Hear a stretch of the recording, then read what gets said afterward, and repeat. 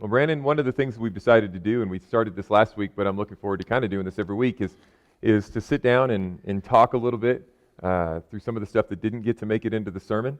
Um, this week, I'm after listening to your sermon and listening to you talk, I came up with some questions I wanted to ask you, Perfect. to interview Let's you go. with, as just thoughts that I've had and things that I've wondered, and maybe people listening might too. So you talked about John the Baptist, and you talked about the struggles that he had, as he's in prison for sharing the truth of a coming Messiah, and ultimately how his life didn't end well from a luxurious physical standpoint, right? Right. Dying with your head cut off is not any of our dream. And we often, as a church, we talk about God writing our story, right? And we preached an entire year about God writing our story, and normally when we think of God writing our story, it makes this picture of things getting better, or with more comfort, and things are going to be good. But that's really not always the case. In fact, oftentimes serving God is going to lead us towards struggles. So here's my question: How do you be an honest minister of the good news of Jesus when the news of Jesus may mean that life is still hard for us right now? How do you do that honestly? That's a brutal question, by the way. But I'm going to answer that in probably with a little bit of rambling. But I think our context as Americans, we are convinced that we are entitled to life, liberty, and the pursuit of happiness. Yeah. And I talked to a guy when I was in graduate school who had lost a child, and had actually spent a period of time as a missionary actually in Europe. And one of the things that he shared, which was so amazing, this was back in the mid-'90s, where he said that, listen, we have this idea of riding off into the sunset. In the American cinema, that's the idea, is there's always a happily ever after. Yeah. There are other parts of the world where he said it was jarring when he watched a Christmas movie in France where the end of the movie was the kid with cancer dying underneath the Christmas tree. And so that's a brutal picture. That movie bombs here. Yeah, that does not make it past the cutting room floor. But one of the things that we have to realize is if something's going to be true, it has to be universally true. And the idea of life getting better, that fits in our context, but when you're in India or in Africa and you're thinking, I just want a bowl of rice and beans today, the gospel resonates there. And the reason why it resonates is this is not the end. That these light and momentary afflictions that I'm going through right now are nothing compared to the eternal weight of glory that awaits me. And I think one of the things that we have has happened in our culture, has happened in America, is we've been lulled into thinking life always has to be good. And I love what Rick Warren says. God does not necessarily want you to be happy. He wants you to be holy. And sometimes he places things in our lives not to bring us to happiness, but to bring us to holiness. Yeah. Okay. Man, that's powerful stuff when you talked about, the idea of other parts of the world and the people struggling in that way, and the gospel really resonating. It's a harder thing to teach. It is. Because it's not something that so quickly allows us to just jump right in there. But at the same time, it really leads us towards a deeper truth, and that points towards the second question. Something you said that in your sermon that I thought was really a powerful thing. You said, uncertain circumstances are often an open door for doubt, right? That when we don't know what's going to happen, we find ourselves doubting. In other parts of the world, that's more normal than it is for us. We are so used to having control, right? That's why this whole coronavirus thing is just crazy for us. Right. But with that question in mind, you said uncertain circumstances often are an open door for doubt. How have you seen that play out in your own life? I mean, as a guy who gets to serve God, who God has blessed with, a family and good things, but you still found struggle, and how have you seen doubt creep in uncertain circumstances? Okay, so when you say I do, and you say that in sickness and in health, that we think health, and when we say for better or for worse, we always think better. Yeah. That's the way it is when we make our wedding vows. But in 2007, and I think this had probably been going on a little bit longer, but things came to a head in 2007 where we actually went on a cruise, and the last 2 days of the cruise, Tara was so sick, and it had actually gotten to the point we could not even travel back to New Mexico. We had to wait until she kind of had some stability, and it has been highs and lows ever since. And you talk about the uncertainty of things. She deals with massive fatigue. She deals with some low blood pressure issues. She deals with a lot of smaller things that make life really difficult for her at times. The uncertain thing is we don't know from day to day to day. When she gets up in the morning, is this going to be an okay day? Yeah. Or is this going to be a day that she can barely walk across the living room? And even this last week, she had some blood pressure issues, ended up passing out while I was not at home, different things like that. Doubt creeps in real big. Yeah. Doubt creeps in real big in those moments. And it's not necessarily those moments, but the long haul of this truth. I've bargained with God. I've put the sales pitch into God, in that, God, I would be a better pastor if my wife were well. Yeah. I've put in there that our family would be better. I've put in there, God, the financial burden that this has brought on to us, that we've had to make difficult choices through the years. And so the doubt has come in not just the circumstance, but knowing what life could be, or what we envision life would be. And as a result, it's one of those things. I have never felt gypped. I've never felt anything like that. But it's like, that Tara would love to feel better, and those sort of things. But at the same time, and this is one of the things that we have dealt with, and I have dealt with, and as I'm saying this, and as you're watching, please no medical advice. We have been down so many roads. We have talked with so many people. If there is an option out there, we have tried it. And so, in fact, it really ticks me off. We'll be honest, really ticks me off when people imply that I'm not doing enough, or we're not doing enough to make her well. Yeah. And so on. But I've had to realize that God has a plan even when we can't see it. Yeah. And so a couple of things, and I've shared this with you,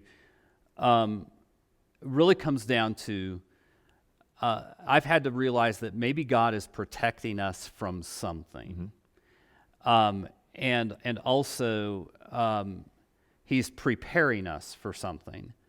Another issue is that I think God has used this in ways to glorify him. I think our marriage is at a spot that may not have otherwise happened had we not gone down this journey. Wow. So you can see the fruit even of the hard time in that. Now, that leads to talking about doubt. You grew up in Sunday school being taught that doubting is bad. Right. Right. You said in your sermon, though, that Jesus does not condemn John for his doubts, right? Jesus doesn't look at John and say, how dare you question what it is that you said before? This is who I am, right? And instead, he really encourages. It says, just go back and tell John about what he's seen, the miracles that are being done. He doesn't condemn him for that. But even though Jesus doesn't condemn him, I have a question for you. If Jesus doesn't condemn us, do you ever condemn yourself for your doubts? Do you ever look at yourself and say, how could you possibly be this or doubt in this way. Yes, and I think we have to realize that the very first sin that comes into the Bible was planting doubts Yeah. into the mind of Eve, and I think even Adam, who was standing there. Did God really say? But I have a big issue with negative self-talk, and that just Yeah. playing over and over in my head. And so what I deal with is when doubt comes in, it is an issue that where Satan loves to plant that in there. If you have doubts, how can you help people with theirs? If you have doubts, how can you stand up there on a Sunday morning and tell people about Jesus when you've got this little doubt on whether God is doing his job right or not? And so it's definitely one of those things that it's a very big issue. And I never doubt God. I doubt myself. I doubt sometimes. I sometimes doubt God's ability to do his job. And so when that happens is when that negative self-talk comes in and goes, you're one of those. Yeah. You're one of those guys. In fact, there's actually groups on the internet for agnostic pastors who are serving churches, Yeah. but yet they've reached the point where they don't believe in God anymore. And that's It's a scary place to be. that's a slippery slope. Yeah. Never been there. Yeah. I'm not ever been in that camp. But Satan loves to just plant those things of self-doubt and self-condemnation into the picture. All right. So that, and I think I've seen that as well. I mean, I've seen when I'm trying to help people or trying to serve people, or I'm praying, God, what do you want me to do? And I'm not getting an immediate answer. Right. You find yourself wondering, what's wrong with me? Right? What am I doing here that's causing this problem? And yeah, you start to hear those, like you said, the negative reinforcement. The last question is a different kind of question. All right, and this is it's kind of a from left field, but it's one that I heard a while back at a conference I was at, and I wanted to pass it along to you. And it's really about John the Baptist. John, in John 3:30 says, "He must become greater, I must become less." His life was really built around making the name of Jesus famous. Right? That was his role. An incredibly humble guy. But at this conference, the guy asked us. He said, "So you guys are all pastors of churches. You guys are leaders in churches." He said, "So let's say for a second that God was going to do something huge in your community, and the doors of your churches were going to be just blown off with people pouring in and thousands of people coming to know the Lord, and it was going to be amazing. But the job of you and your church was to simply pray for that the church that you're serving in wasn't going to blow up numerically, but when you stood before the God of the universe, his words to you would be, 'Well done, good and faithful servant,' for just saying, 'Okay, God, we're going to pray for this.'" That's a hard question. It is. How would you respond if that was what God challenged you with as a leader? Okay, so first of all, probably from a time standpoint, John's ministry was relatively short. Yeah. We're not even talking years, we're talking a matter of months. And that gives me fits, because why would you use someone that is so effective for such a small amount of time? Yeah. Now, with that, in fact, I had a conversation with Tim, our worship guy, on a day this week, and there's a personality test that's called the color test, and it's there's red is power, and yellow is fun, and blue is peace, and there's all these different things that come into play. I'm about as red as a person can get.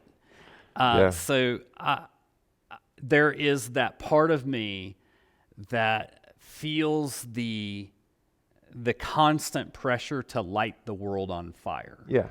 And so ministry failure is something in my mind that scares me to death. Just give you some examples.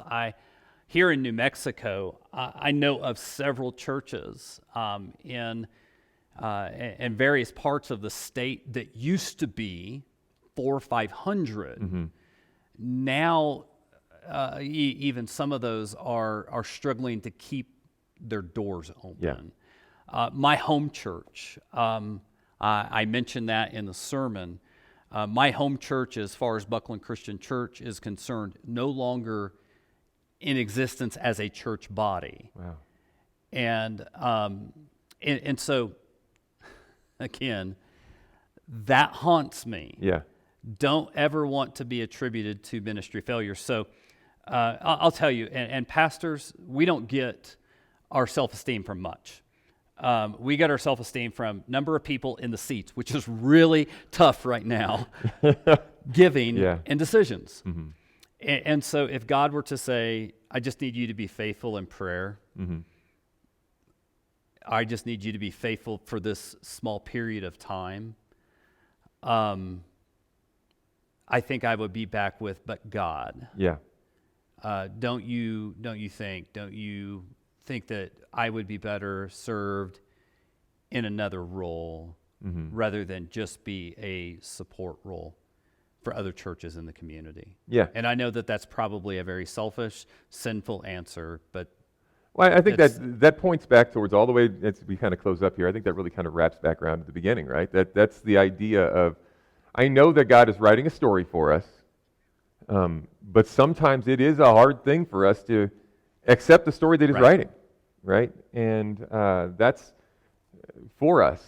I think that's the call of the Christian life, is to be able to know that it's not going to be an easy thing, right? It's not going to be easy to just say, whatever you have for me, but this is denying myself, taking up my cross and following you. Carrying the cross is not an easy thing. no, it's not. And so I think it's fair. I appreciate your honesty in that, because I know I struggle with not always being sure that the story that God is writing is the story that I'm ready for.